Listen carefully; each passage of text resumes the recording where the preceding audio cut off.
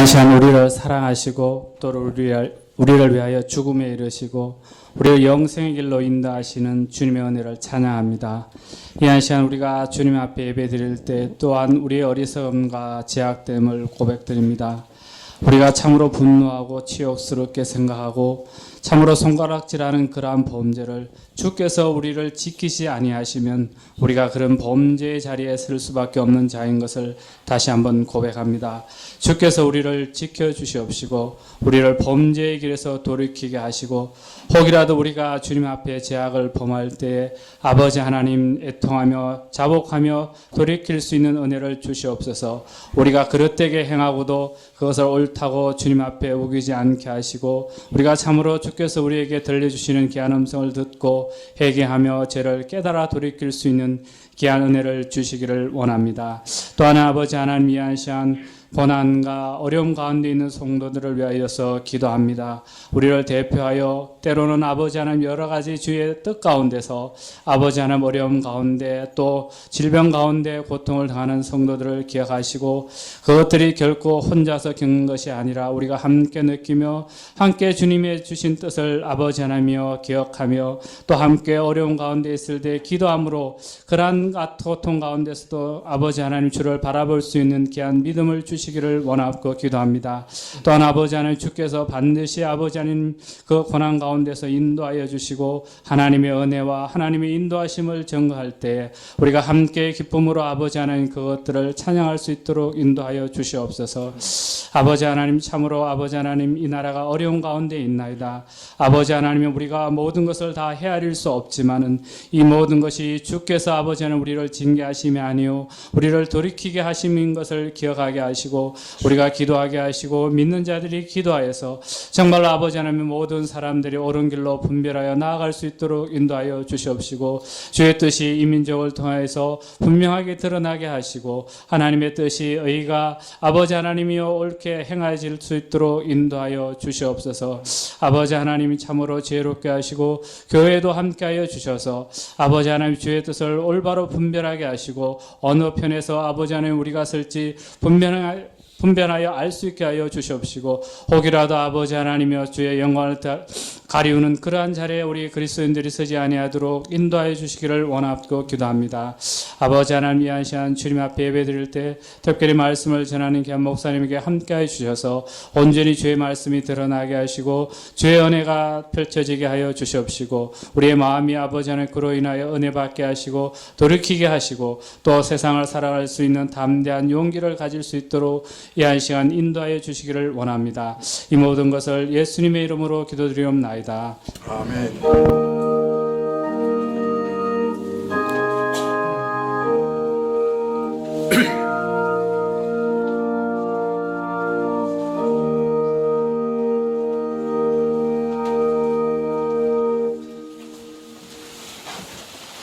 네, 말씀은 계시록 11장 7절부터 13절까지 말씀입니다.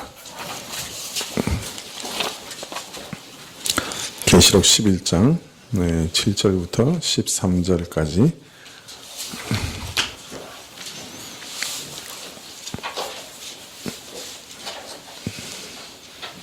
한 절씩 교독하시죠. 7절부터 13절까지 저희가 그 증거를 마칠 때 무정행으로부터 올라오는 짐승이 저희로 더불어 전쟁을 일으켜 저희를 이기고 저희를 죽일 터인즉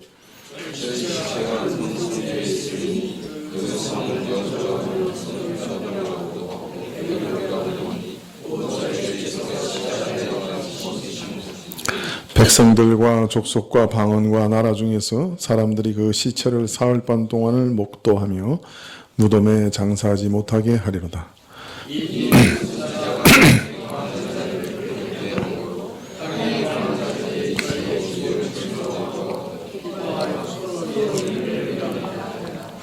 삼일 반 후에 하나님께로부터 생기가 저희 속에 들어가매 저희가 발로 일어서니 구경하는 자들이 크게 두려워하더라.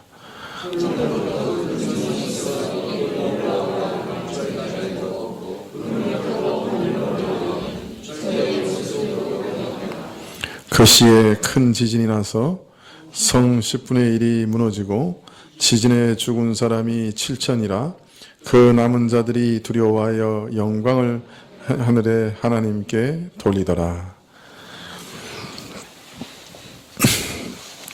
네, 지난 시간에 우리는 두 증인이 그 증언 사역을 어떻게 마치게 될 것인가 하는 것을 살펴보았습니다. 요한은 강력한 권능으로 그리스도의 증거를 증언하던 그 두 증인이 그 증언 사역을 마치는 그 즈음에 무저강에서 올라온 짐승에게 죽임을 당하리라, 그렇게 말씀하고 있습니다. 세상의 어떤 권세도 대항할 수 없는 권세로 증거하리라 한 내용을, 바로 앞의 내용을 마치 부인하는 듯 무력하게 짐승에게 죽임을 당하리라 하신 말씀이 독자들에게는 충격을 주는 것이 사실입니다.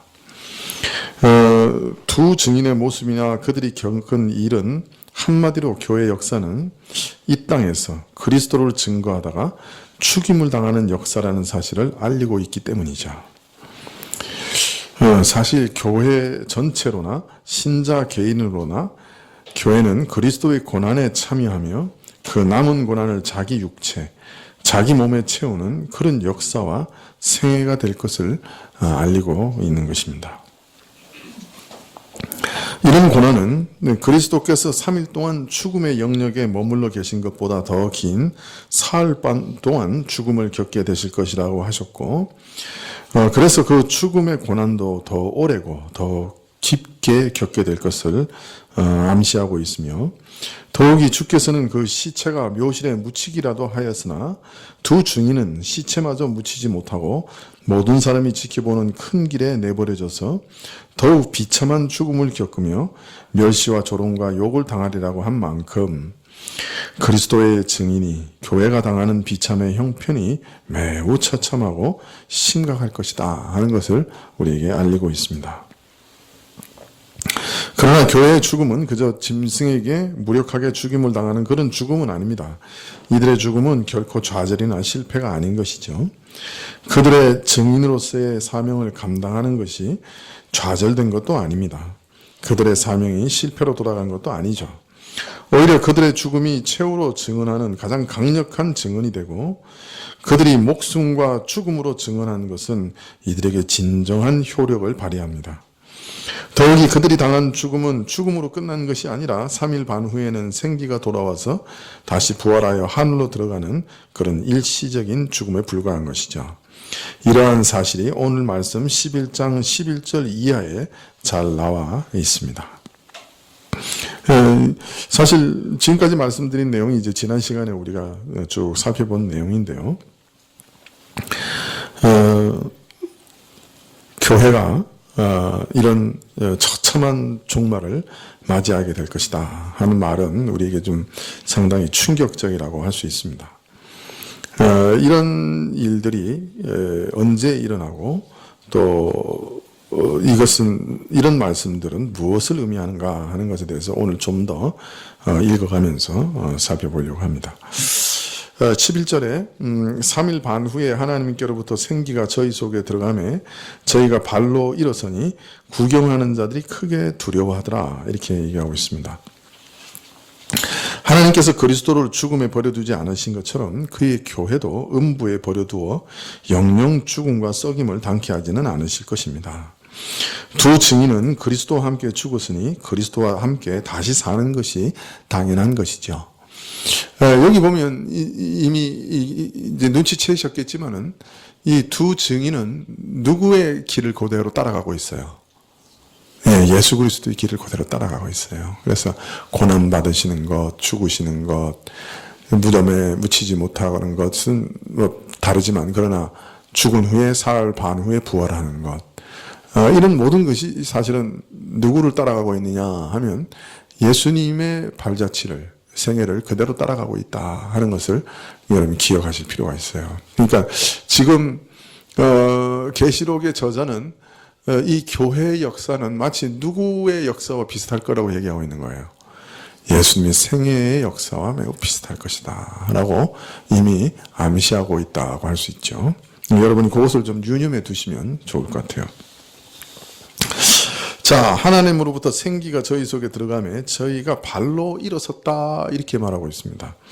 이 말씀은 어떤 말씀이 배경이죠?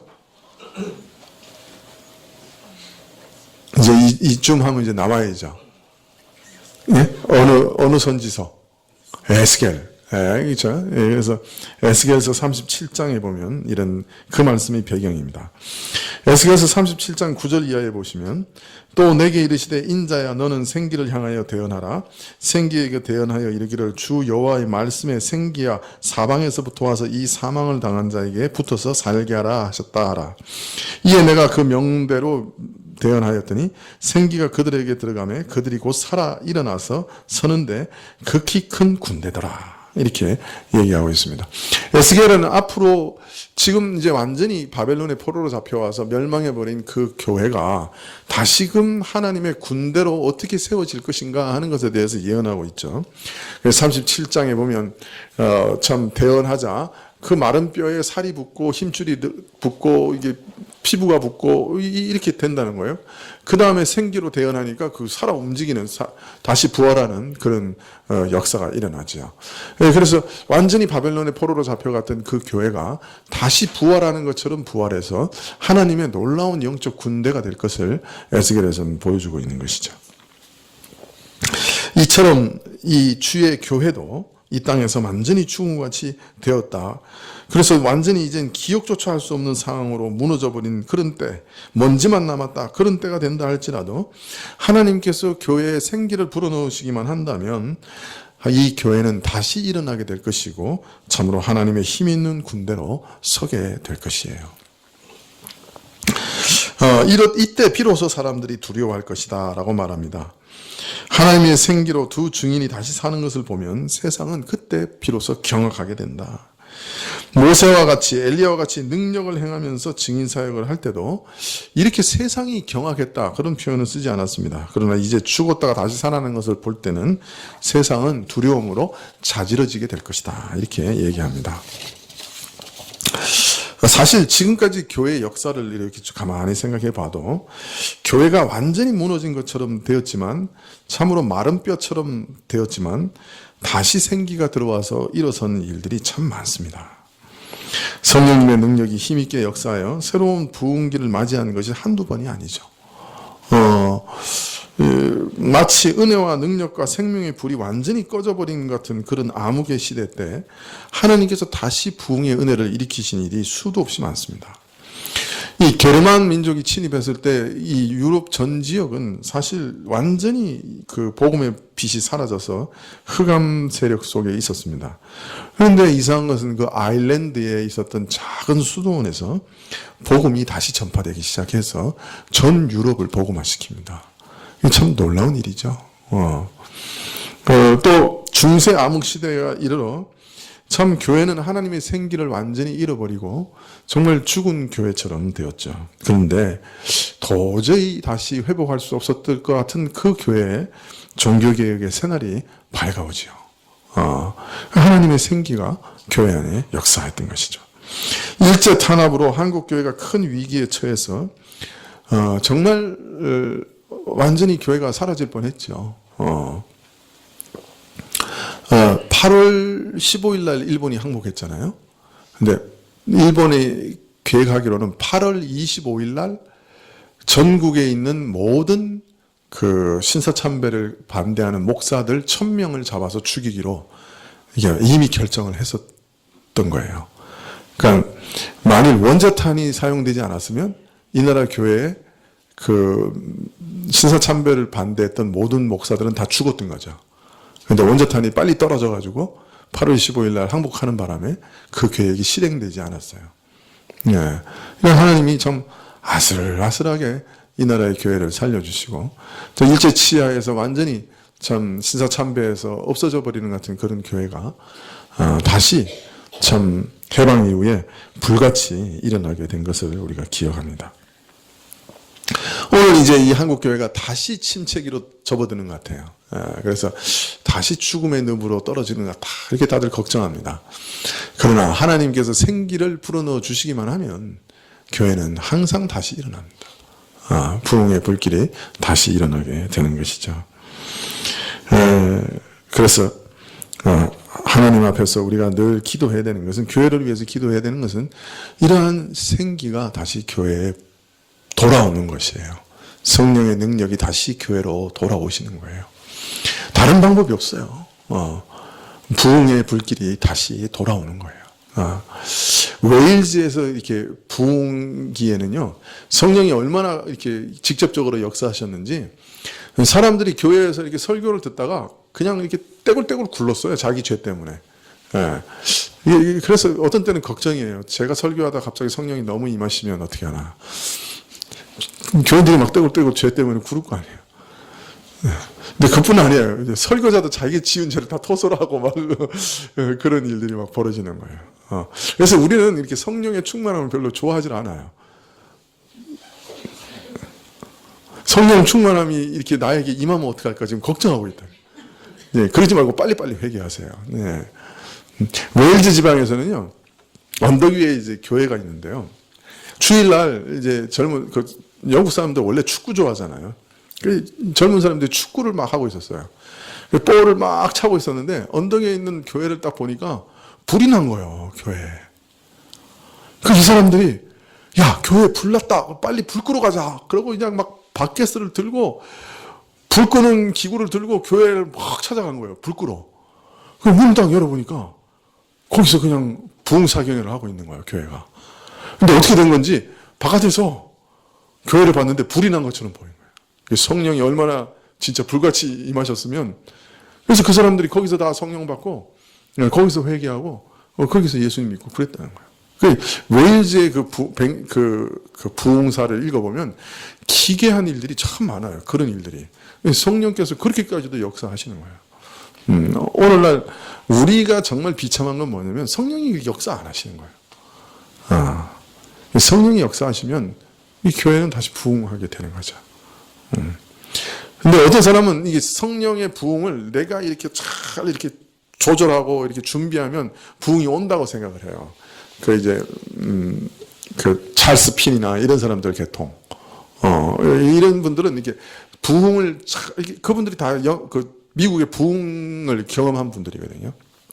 그런데 이제 그런 부흥을 이렇게 경험하면서 이제 생각하기를 이렇게 잘 조절하면, 이렇게 잘 우리가 컨트롤하면, 준비하면 이게 부흥이 온다고 이렇게 생각을 했어요. 그러나 우리는 그렇게 생각하지 않죠. 부흥은 항상 하나님의 때에 주신, 하나님의 방식으로 주시는 거다, 이렇게 생각을 해요. 우리가 조작할 수는 없다, 이렇게 생각을 합니다. 그러나 우리는 기도할 수 있죠. 항상 기도해야 돼요. 그래서 교회를 위해서는 참 사람의 생명이 뭐랄까, 소생함을 얻는, 다른 말로 말하면 사람의 영혼이 구원 얻는 일이 교회 안에 끊임없이 일어나도록, 그 구령의 열정을 위해서 우리가 계속 기도해야 되고요. 또 뿐만 아니라 구원받지 못한 사람이나 구원받은 사람에게 성령의 충만한 역사가 임하도록. 왜냐하면 믿지 않는 사람도 성령이 은혜를 받지 않으면 믿을 수가 없어요. 성령의 부흥의 역사를 우리에게 주시도록 항상 기도해야 돼요. 교회를 위해서는 항상 구원받지 못한 사람들이 교회에서 구원을 얻는 그런 은혜가 주어지도록, 그 다음에 그런 은혜가 더 풍성하게 부흥하도록, 교회의 모든 일들이 부흥하도록, 성령의 기름 부음을 받도록 그렇게 기도해야 됩니다. 좀 사모하고 또 사모하는 일이죠. 우리나라도 그 장대현 교회에서 부흥사경회를 하는데 성령께서 임하셨어요. 그래가지고 그냥 교인들이 떼굴떼굴 굴렀어요. 자기 죄를 고백하면서. 그래서 목사님들도 자기들 죄를 다 이렇게 고백하고.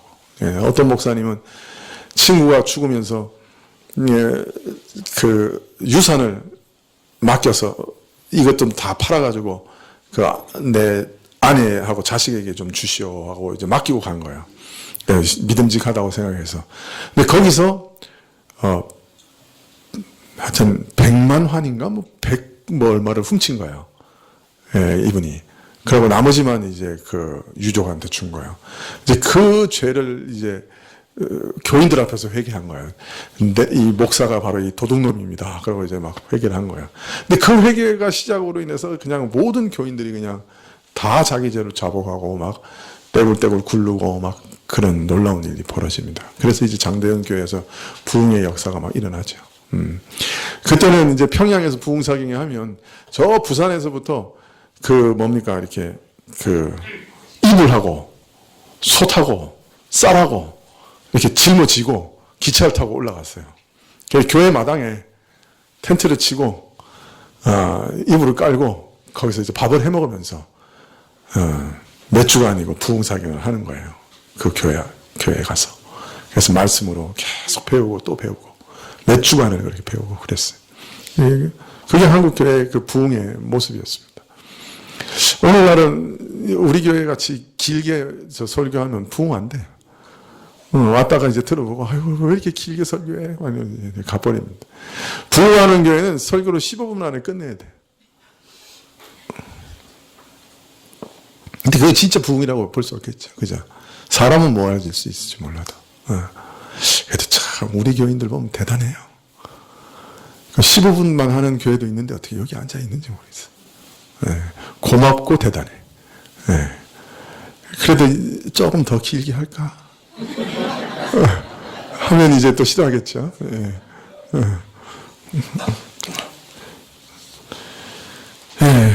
참 교회가 다시 사는 방식은 생기가 다시 불어오는 방식밖에 없어요.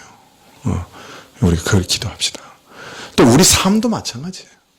우리 삶도 참 개인에게도 마찬가지입니다. 얼마나 어떤 때는 텁텁합니까?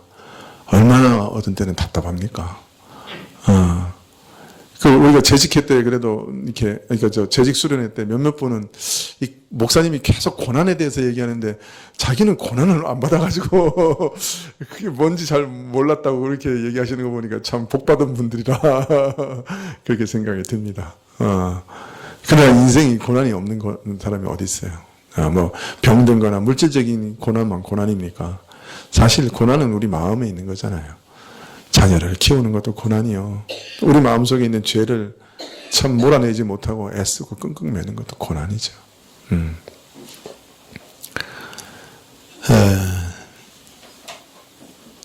사실은 뭐 물질적인 고난 이런 것은 지나가기라도 하는데 마음에 있는 그 참 죄를 이기지 못해서 애쓰고 고통스러워하는 그런 고난은 지나가지도 않아요.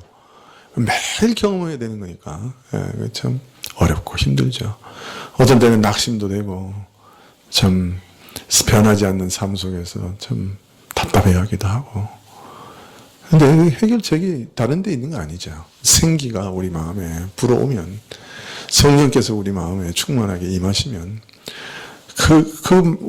그 성령이 우리 안에 말씀을 해석해 주시고 깨닫게 해 주시고 말씀으로 능력을 주실 때만 우리 영혼이 살아나는 거예요. 참 생기가 불어와야죠. 목사가 아무리 잘 준비해가지고 막 열심히 설교하고 해도요. 오늘같이 고함을 질러도 아침에 조는 사람이 있더라고. 제가 얼마나 고함을 질렀어요.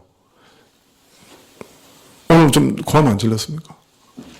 아니에요? 저는 꽤 언성을 높였다고 생각하는데, 이게 생기가 불어와야 돼요. 생기가 없으면 아무리 준비하고 뭐 대단한 말씀을 전해도 이런 말씀 드리면 안 되지만 예수님이 오셔서 설교하셔도 못 듣는 사람 못 듣는 거예요. 이게 큰 위로가 돼요. 예수님 설교하셨는데 못 알아듣는 사람 꽤 많았어요. 나중에는 예수님 설교하시는데 딱 갔어요. 제자들이. 그래가지고 예수님께서 베드로 보고 너희도 가려느냐 그랬더니 베드로가 영생의 말씀이 여기 계신데 우리가 어디 가리까 그러고 몇 사람밖에 안 남았다고.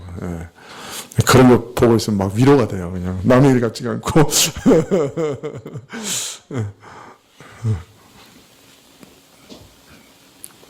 성령이 생기가 우리 마음에 임해야죠. 그러면 정말 뭐 아무것도 아닌 얘기 같은데도 그 설교가 마음에 와서 닿았죠. 이렇게 닿는다는 느낌이 들죠. 이렇게 설교가 이렇게 마음에 와서 이렇게 닿아요. 이렇게.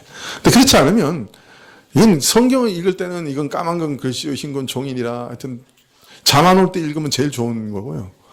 이 설교를 듣는데도 똑같아요. 그냥 멍한 소리만 울리지 그게 와서 닿질 않는 거죠. 그래도 또 성령의 은혜를 주시면 일주일에 가장 깊이 고나게 주무시기도 해요. 일주일에 그 모든 피로가 확 깨져. 그것도 성령의 은혜죠.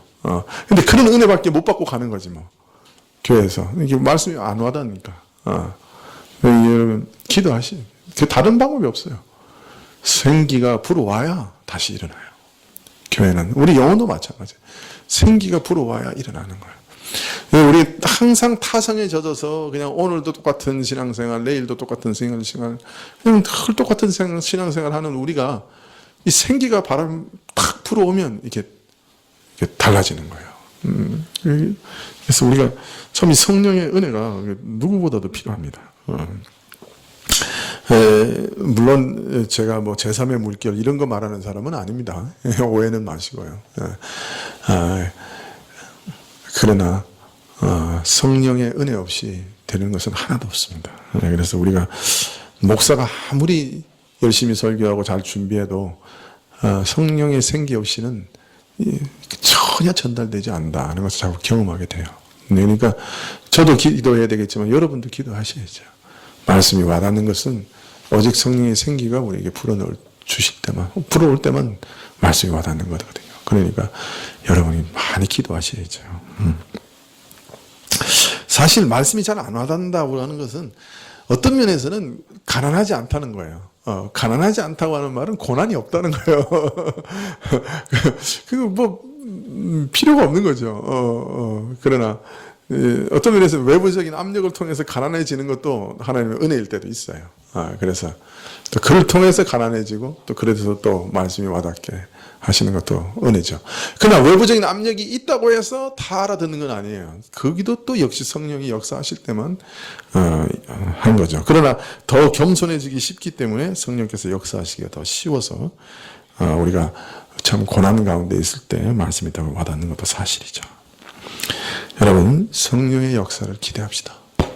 성령의 역사 없이는 그 어떤 것도 소용이 없어요. 자꾸 말씀드리지만 교회는 항상 성령을 기대하셔야 됩니다. 우리 자신에게도 성령을 기대해야 돼요. 오늘이라는 이 순간에 오늘이라는 이 하루에 성령이 내게 임하십시오. 지치고 힘들고 고통스럽고 낙심되고 우울하고 답답할 때 성령의 생기가 오늘이라는 이 순간에 내게 임하십시오. 말씀을 통해서 내게 임하게 해주십시오. 그렇게 기도하셔야 돼요. 여러분 날마다 기도하시기 바랍니다. 12절에 하늘로부터 큰 음성이 있어 이리로 올라오라 함을 저희가 듣고 구름을 타고 하늘로 올라가니 저희 원수들도 구경하였더라. 죽었다가 사흘 반 만에 살아난 두 증인이 하나님의 위로의 음성을 듣고 올라갑니다. 이것은 주님의 승천하신 것처럼 승천하는 것이죠. 구름을 타고 영광 가운데 주님께서 승천하신 것처럼 저 두 증인도 구름 가운데 하늘로 들어갑니다. 또 이러한 자들이 구름을 타고 하늘로 올라가서 하나님의 우편에 앉아 하나님의 제단 아래에 앉아 하나님께 부르짖겠죠.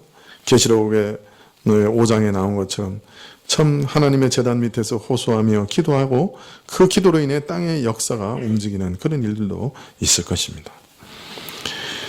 그들의 영혼이 하늘의 제단에서 부르짖는 기도와 호소는 힘이 있어서 하나님께서 그들을 보응하시고 그들의 기도에 응답하시고 또 하나님의 진노를 이 땅에 보내시기도 하시는 것이죠.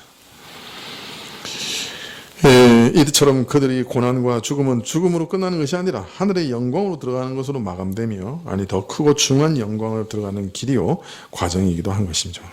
13절에 그 시에 큰 지진이 나서 성 10분의 1이 무너지고 지진에 죽은 사람이 7천이라 그 남은 자들이 두려워하여 영광을 하늘에 하나님께 돌리더라. 이제 지금까지 읽어보니까 이제는 착 알겠죠. 10분의 1 그리고 이거는 문자적인 아니라는 걸 알겠죠. 그죠? 이것도 상징이고 7천 이것도 상징이죠. 그죠? 이제 뭐 계시록 이제 쭉 11장까지 읽어보시니까 이제 아실 거예요. 참 그리스도께서 보내신 증인의 증언을 받지 않고 오히려 죽여 그 입을 막으려고 한 세상을 하나님께서 또한 치시니 참으로 그 성 10분의 1이 무너지고 7천이라고 하는 사람이 죽임을 당합니다. 물론 이것은 완전수죠. 7천이라는 것도. 그래서 실제적인 숫자가 아니고 상징적인 숫자다 하는 것을 우리가 알 수 있습니다. 이런 와중에 두 증인의 증거를 듣고 그들이 죽임당하는 것과 부활하여 하늘의 영광으로 들어가는 것을 목격한 사람들이 크게 두려워하는 것으로 그치지 아니하고 그들 전부인지 아니면 일부인지 모르지만 하늘의 하나님께 영광을 돌리게 되었다 그렇게 말하고 있습니다. 물론 하나님께 영광을 돌린다고 할 때도 심판받아 망하는 사람도 자신이 심판받아 마땅하다고 하는 것을 입으로 고백함으로 하나님께 영광을 돌리는 경우도 있죠.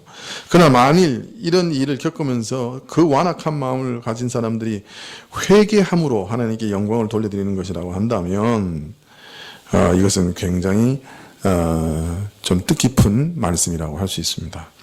지금까지 6번의 나팔 재앙을 통해서도 이 사람들이 회개했어요, 안 했어요? 회개하지 않았어요. 그런데 이제 계시록에 보면 하나님께 영광을 돌려드렸다 하는 말은 전부 신자들이 하는 행위를 가리켜요. 회개를 가리켜요. 만일 이것이 그냥 자신들이 마땅히 그 죄로 인해서 명멸받아 마땅한 사람이다라고 하는 것을 자복함으로 하나님께 영광을 돌려드린 게 아니라고 한다면 회개를 통해서 하나님께 영광을 돌려드렸다는 얘기예요. 자, 그런데 지금까지 6번이나 되는 나팔 재앙을 통해서도 이 사람들은 회개를 안 했던 사람들이에요. 오히려 참 그 악한 행위를 회개하지 않고 오히려 귀신과 우상을 숭배하고 살인과 복술과 음행과 도둑질을 계속 고집했던 사람들이에요. 근데 이렇게 완악한 사람들이 두 증인에게 일어난 이러한 죽음과 부활을 목격하면서 하나님께 영광을 돌려드렸다 하는 것은 굉장한 일이죠. 이들이 마지막 죽음으로서까지도 증언한 그 복음이 이제 그 사단이 지배하는 거대한 도성에서 놀라운 열매들을 얻게 되고 결실하는 것을 보게 되는 것이죠. 온 땅에 사람 3분의 1이 죽어나가는 재앙을 겪고도 회개하지 아니하고 눈 하나 까딱하지 않고 죄를 고집하던 사람들이 마음을 돌이켜서 지금 저들이 회개하게 되었다 하는 것을 말하고 있기 때문입니다. 즉, 두 증인의 증언 방식 중에 가장 놀라운 방식은 뭐냐면 죽음이라는 방식인 거죠. 근데 사실은 초대교회 때부터 그랬어요. 초대교회에서 제일 그 전도가 놀랍게 일어난 곳이 콜로세움이에요. 그 사람들이 참 짐승의 먹이로 주고 십자가에 못 박아 죽이고 불에 태워 죽이고 그러는데 그 사자 앞에서 그 죽어가는 신자들의 얼굴이 그 두려움이나 공포에 질려 있지 않는 거예요. 오히려 나를 예수님과 함께 고난을 받게 하시고 이런 대단한 영광 가운데서 순교의 잔을 주시는 것이 너무나 감사합니다. 그러면서 막 감사하고 찬양하면서 죽는 거예요. 그 사자가 막 물어뜯는데 이그나시우스 같은 사람은 사자야 어서 와라, 내 심장을 빨리 물어뜯어, 나로 하여금 내 사랑하는 그리스도를 보게 하라. 그럼 막 이러면서 죽으니까 그 보는 사람이 질리는 거죠. 그죠? 이거 뭐 막 도망 다니면서 막 살려달라고 막 울고 막 이래야 재미가 있는데 그냥 사람들이 다 모여서 찬양하면서 우리가 이런 영광을, 죽음의 이런 순교자라고 하는 대단한 영광까지 주시는 하나님을 찬양할지어다 막 이러면서 죽으니까 사람들이 마음이 이상해지는 거죠. 야, 저 사람들은 어떻게 이런 죽음의 두려움을 이길 수 있는가? 세상에 죽음의 두려움을 이기는 사람 누가 있어요? 근데 그 죽음이 시시각각 다가오는 그 죽음의 현장에서 그 하나님을 높이 찬양하면서 그 죽음을 이렇게 담대하게 맞이하는 그런 분들을 보면서 그 아이 갓난장이가 있는 애 엄마인데 만일 그리스도만 부인하면 아이를 돌려주겠다고 하는데 나는 그리스도를 부인할 수 없습니다 하고 아이를 이 땅에 남겨두고도 순교의 현장으로 걸어가는 그런 장면들을 보는 거예요. 그런 걸 보면서 충격을 받는 거예요. 사람들이 야, 무엇인데 자기 아이보다 더 중요하게 생각하냐? 죽음을 이기는 이 믿음은 도대체 뭐냐? 그래서 오히려 그것 때문에 호기심이 생겨서 순교의 장면을 본 10사람 중에 한 명은 신자가 됐다는 거예요. 그래서 얼마나 그 순교자를 통해서 전도가 많이 됐는지 터툴리아는 그렇게 얘기했어요. 순교자의 피는 교회의 씨앗이다.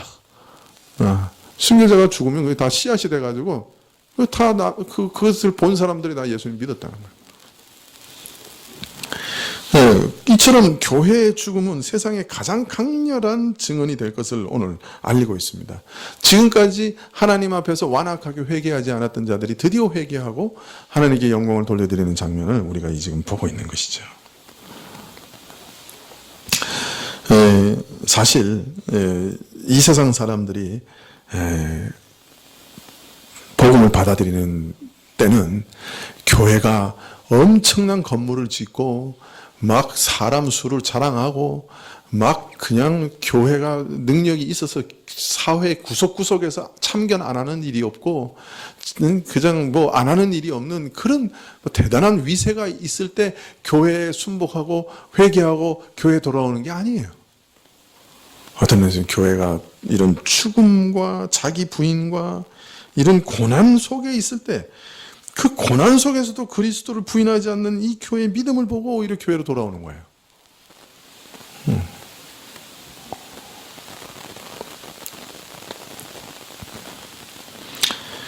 성도들도 마찬가지죠.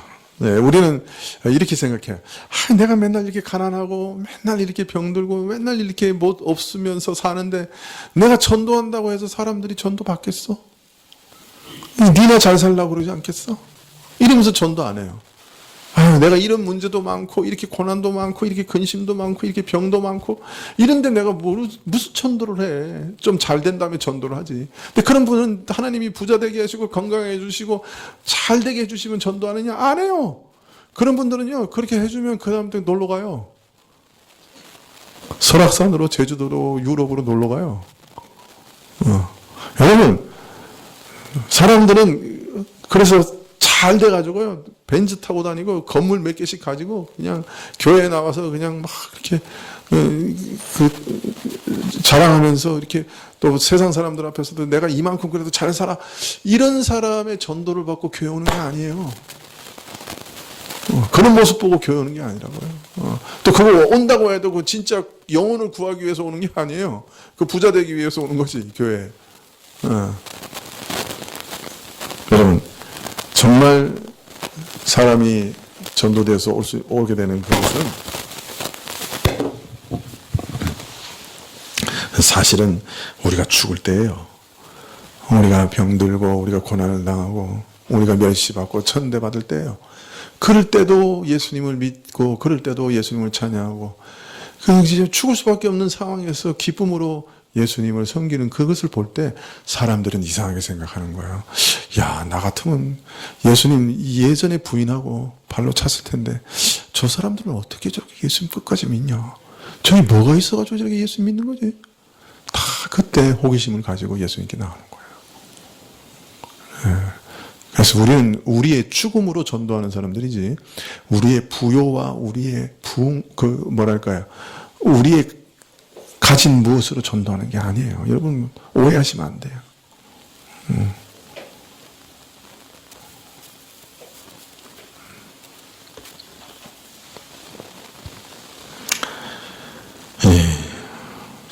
철옹성같이 완악한 마음들을 움직이는 게 무엇이었느냐? 그것은 성도들이 주님의 십자가를 본받아 죽어질 때였습니다. 세상에서 위세를 부리고 세상에서 번지르하게 무엇인가 자랑할 수 있는 그런 때가 아니었죠. 오히려 자기는 낮아지고 자기는 가난함 속에서도 십자가를 지키고 병든 속에서도 십자가를 지키고 고난 속에서도 십자가를 지키고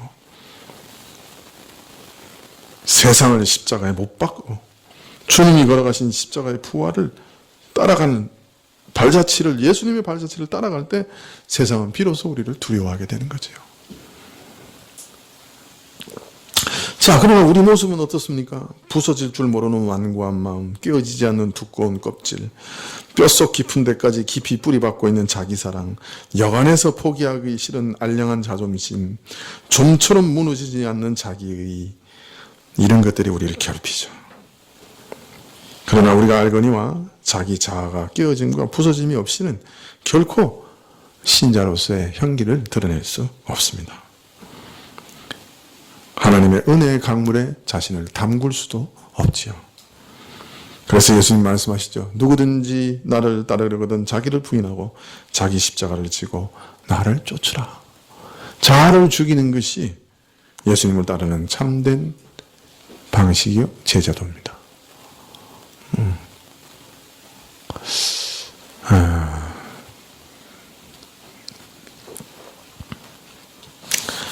자, 이제 본론에 대해서 지금까지는 이제 쭉 본문을 해석해 온 것이고요. 한번 생각해 보십시다. 11장 3절 이하의 말씀을 쭉 이렇게 이제 강의하는 것을 들으실 때 조금 의아하게 생각하시거나 궁금하게 생각하는 분들이 계실지 모르겠습니다. 목사님이 계시록의 내용을 실제로 적용함에 있어서 어떤 일관성이 없는 것 같다 이런 생각을 하셨을지도 모릅니다. 혹시 그런 생각하신 분이 계신가요? 눈치는 못 채셨어요? 사실 그럴 수밖에 없는 것은 이 내용을 실제로 적용하고자 할 때 말하자면 구체적인 현실이나 역사와 관련시켜서 이해하려고 할 때 사실 오늘 말씀은 적지 않은 어려움이 있습니다. 우선 이런 내용이 구체적으로 어느 때 일어날 어떤 일을 가리키는지 애매합니다.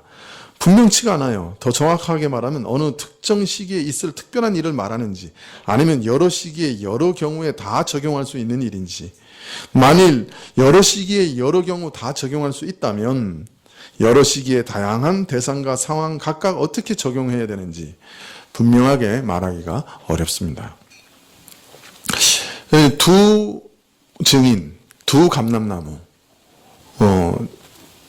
두 촛대 이것이 뭐 개인이나 어떤 특정 교회를 가리킨다고 하면 이것은 뭐 이렇게 이해하기가 어렵지 않습니다. 그러나 이것은 어떤 개인을 가리키는 게 아니잖아요. 우리가 보았더니 이 촛대는 언제부터 언제까지? 1260일, 다른 말로 예수님의 초림부터 재림까지 존재하는 교회를 상징하고 있는 것이죠. 감람나무는 그 교회의 기름을 공급하는 두 직분, 어떤 면에서 또 교회 자체라고 얘기할 수도 있겠죠. 그런 직분들, 그것은 예수님의 초림부터 재림까지 항상 있는, 교회에 항상 있는 직분들이에요. 그죠? 촛대라고 하는 것은 교회를 상징하는 것이죠. 자, 그렇다면 예수님의 초림부터 재림까지 계속해서 존재하는 이 두 증인, 이 촛대, 이 감람나무가 언제 죽을 거냐 말이에요.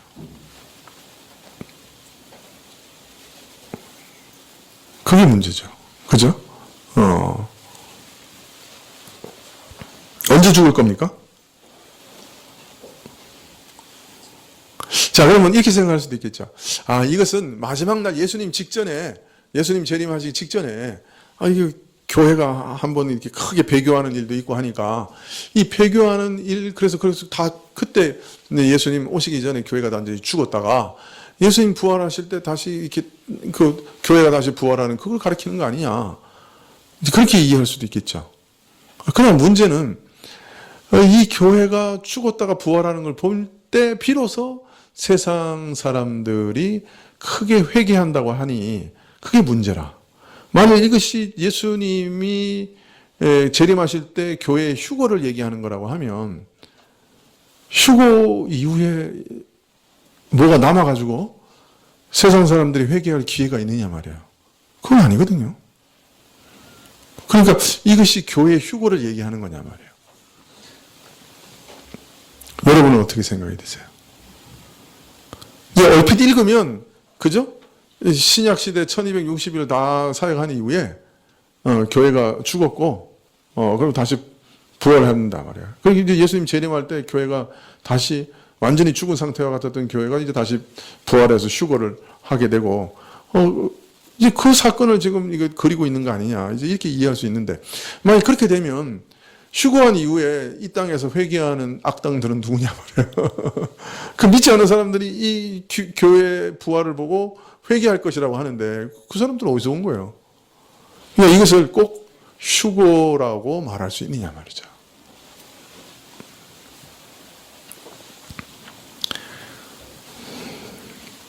제가 지금 느낌이 전혀 소통이 안 되는 느낌이거든요. 네, 그러니까 여러분은 지금 딴 생각하고 있는 것 같고, 나 혼자만 얘기하고 있는 것 같고, 여러분은 지금 집에 남겨놓고 온 김밥을 생각하고 있고, 네, 저만 이게 열심히, 아니요, 철밥을 생각하신 거예요? 김밥이 아니고, 여러분 이해가 되세요? 무슨 말씀을 드리는지 이해가 되시는 거죠? 두 분만 이해가 되시고 나머지입니다.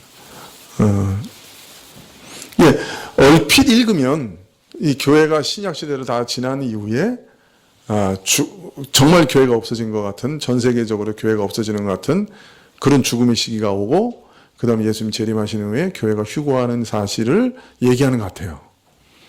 그런데 자세히 보면 이 교회의 죽음과 부활을 통해서 그동안 그렇게 완악하게 회개하지 않았던 세상 사람들 중에 많은 수가 하나님께 영광을 돌려드리고 다시 회개한다고 되어 있단 말이에요. 근데 만약 이것이 교회의 휴고를 얘기한다고 하면 이 말이 맞지 않는 거예요. 그 휴고하면 다 세상이 끝나버리는데, 예수님 재림하시면 세상이 다 끝나버리는데, 거기 무슨 예수 믿지 않는 사람들이 회개하고 말고 자시고 할 게 뭐가 있냐 말이죠. 그러면 이걸 어떻게 해석해야 되냐 말이에요.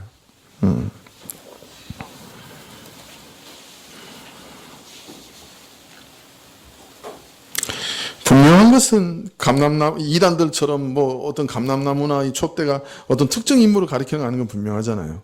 이것은 초림부터 재림까지 교회를 상징하는 것은 아주 분명한데, 그러면 이 교회의 죽음과 부활은 어떻게 이해해야 되느냐 이거죠.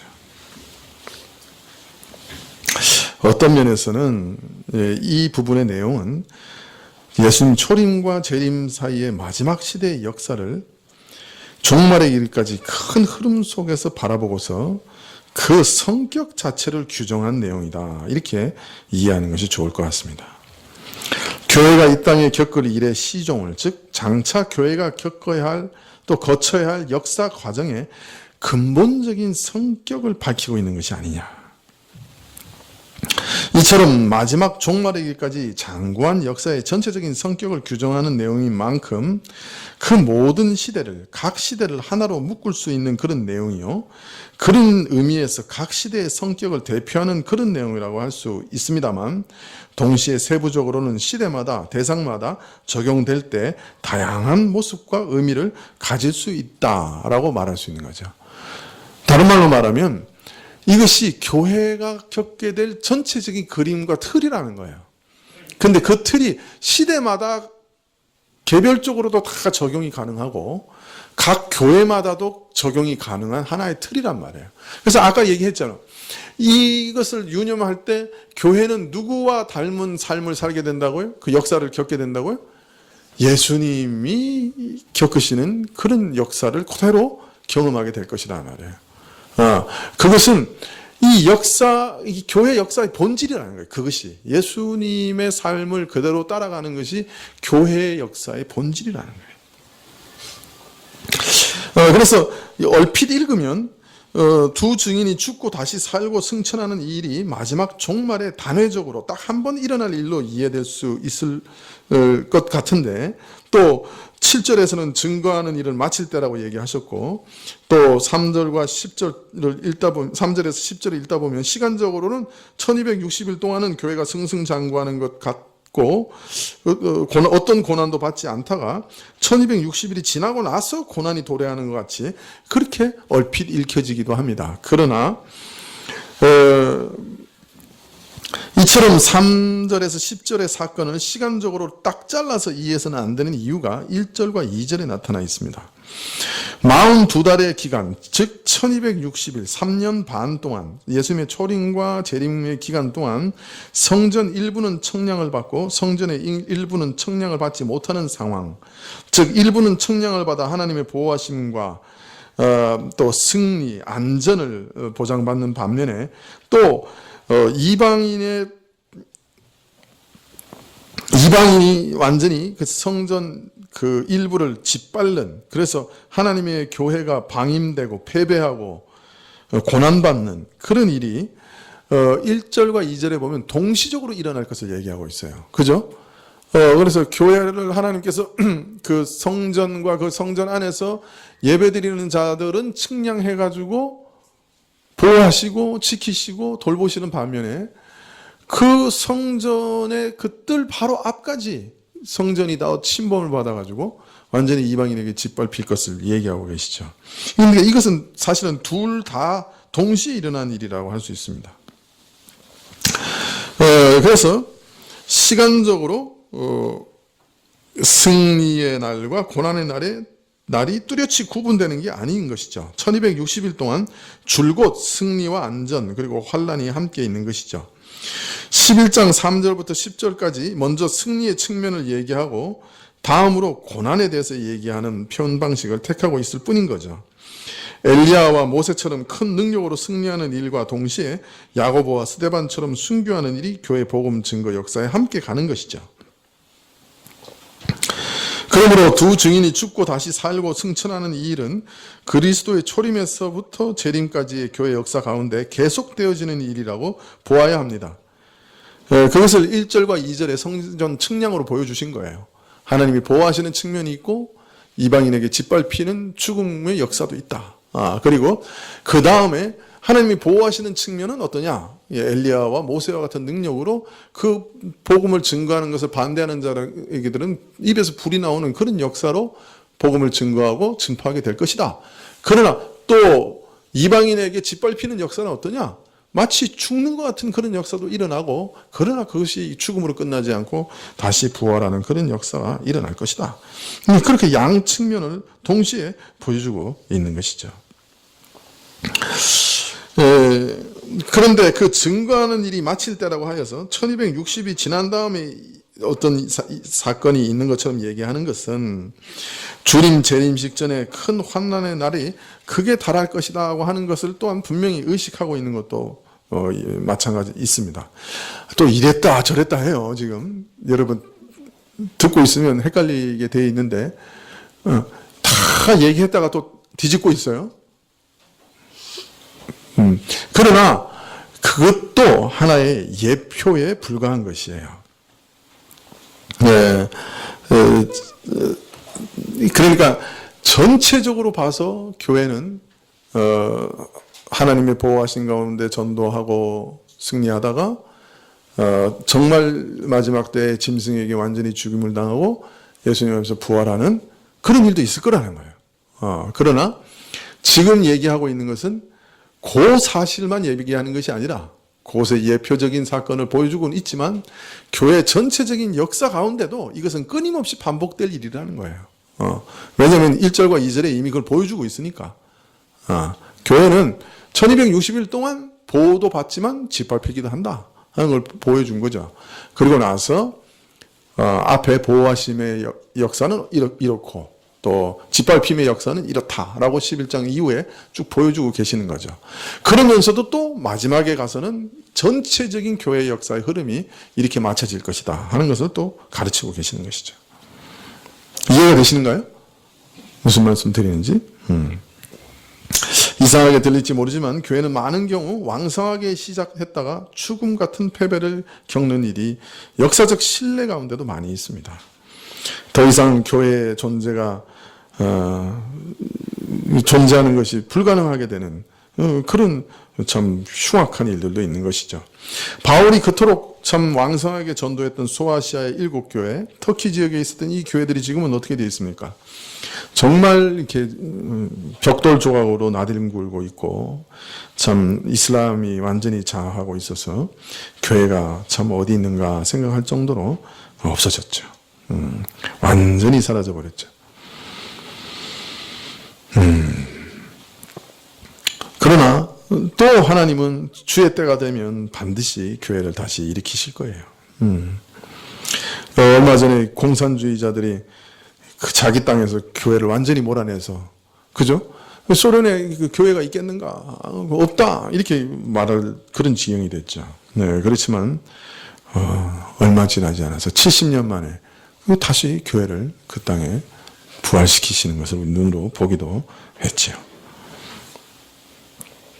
오늘날도 참 교회는 유명무실하고 참 완전히 사라졌다 이렇게 볼 만한 그런 땅도 있고 지금도 예수님 믿는 것으로 인해 죽임을 당하는 것도 적지 않게 있는 것이죠. 그래서 이것은 하나의 은유라고 말할 수 있습니다.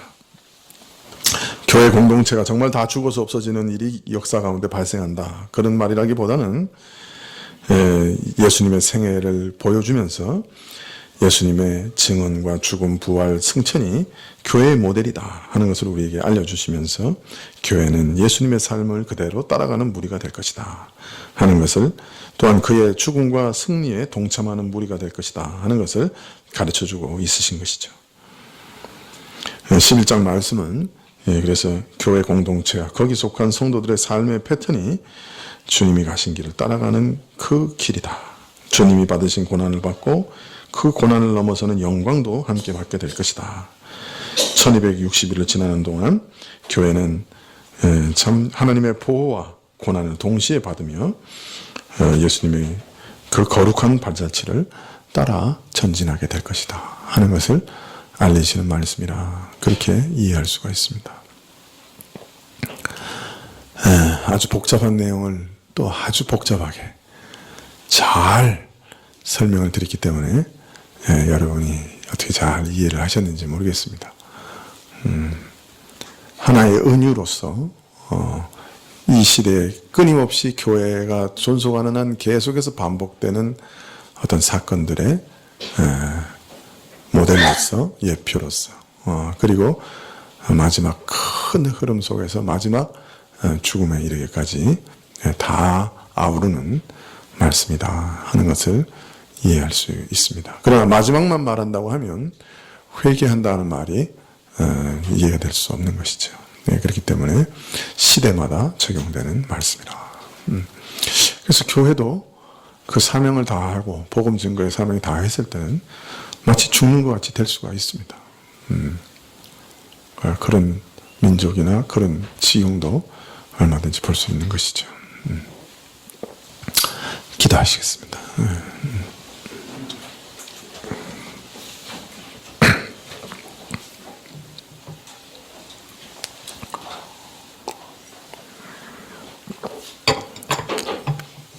세상이 마치 미쳐 날뛰는 것 같아서 우리가 어디로 가고 있는지, 어디로 향하고 있는지 조차 모르며 무엇을 바라고 붙들어야 할지 우왕좌왕하는 이런 시기에 역사의 시작과 마지막을 우리에게 알리시며 하나님께서 이 땅의 역사를 어떻게 이끌어가시고 마감하실지를 분명히 보여주시고 우리 걸어가야 할 길을 알리시니 감사합니다. 이 길은 험한 길이요 고난의 길이요 끝내는 죽음의 길도 된다고 하셨습니다. 그러므로 우리에게 닥친 환난과 어려움을 이상하게 생각하지 말고 다만 우리의 연약함을 죽게 하려며 이 어려운 시대를 감당할 수 있는 믿음을 간절히 구할 수 있도록 주께서 우리 안에 역사해 주십시오. 오늘같이 주의 생기의 역사가 필요한 때가 없습니다.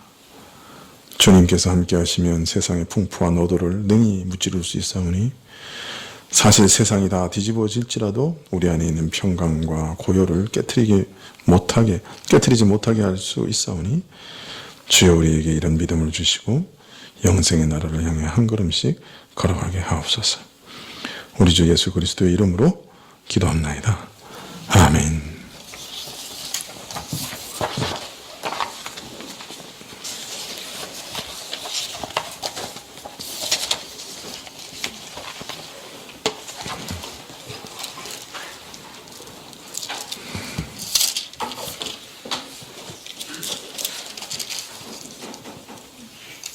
예.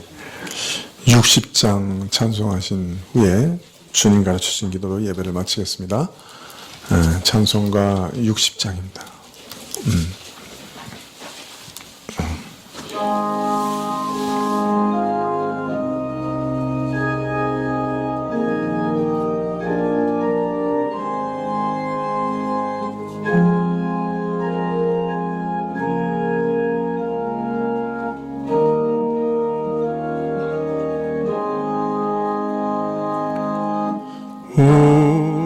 우리의 주여 회개하기선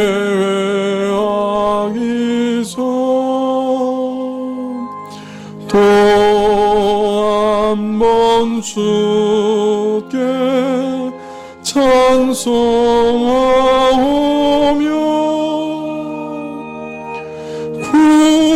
구주의 평안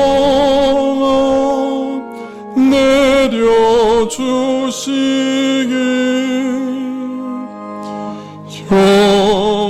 겸손히 꿇어 간구합니다.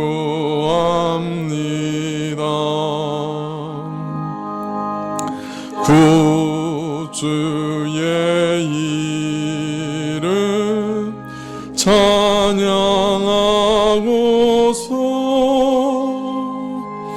돌아갈 때에 안위하시고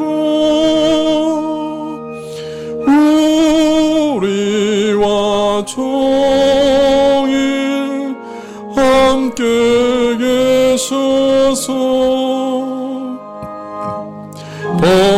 범죄치 않게 도와주소서.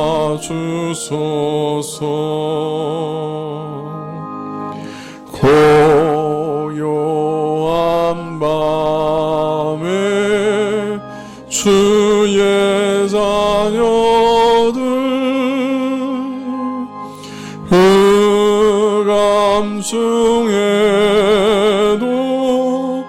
지켜주소서.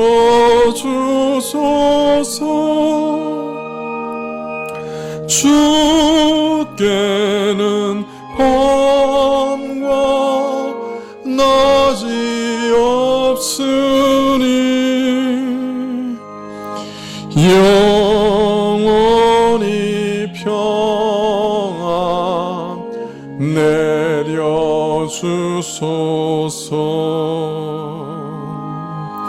살 동안 항상 평안 주시고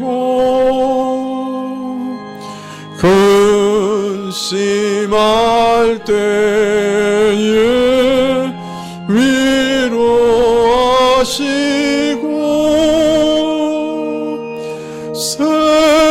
세상의 수고 지나간 후에 영원히 안식 얻게 하소서.